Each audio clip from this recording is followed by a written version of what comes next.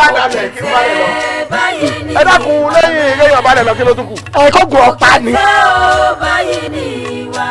Ìmùlẹ̀ Awo rẹ̀ o, Ìmùlẹ̀ Awo, ẹ má mà ń dalẹ̀ awo, òjò eégún dalẹ̀ lásán ká lójú eégún, òjò èkó ló dalẹ̀ lọ́sùn sókè èèpẹ̀, ọ̀dàlẹ̀ abalẹ̀ kú ẹni dalẹ̀ abalẹ̀ lọ, Dagunro, Fàṣásí ọmọ Lábàǹkáwí, ọmọ alájò, lóní ká sọ fún gbogbo yín pé Ìmùlẹ̀ Awo ìmùlẹ̀ ní ohun ojú ewé rí ní gbọ́dù, ọ̀gbẹ̀rì ò gbọ́dọ̀ mọ̀ báwo bá délé, Dagunro nìkan kan ló ṣe o, àpín ni òòṣà sínú omi, àbìjà wàrà bí ẹkùn, kùkù tí ọkùnrin kúkúrú bí kú, kọ́lédowó, Peter Fatomilola àtàwọn ọ̀ràwọ̀ òṣèré bẹ́ẹ̀ bẹ́ẹ̀ lọ, Ìmùlẹ̀ Awo bẹ́ẹ̀ ní ìdúmọ̀tàwọ̀ ẹ̀ tètè lọ́ra ti yín bẹ̀. Imulẹ Awo, Afasco Films International, 17 Ereko Street, Idumota Eko, telephone 003-351-6021. Ó tún wà lọ́dọ̀ Ibisco Films International àti lọ́dọ̀ MMM Films International. Fún ìdílé Idumota Eko bákan náà, Imulẹ Awo lọ mú tiẹ̀.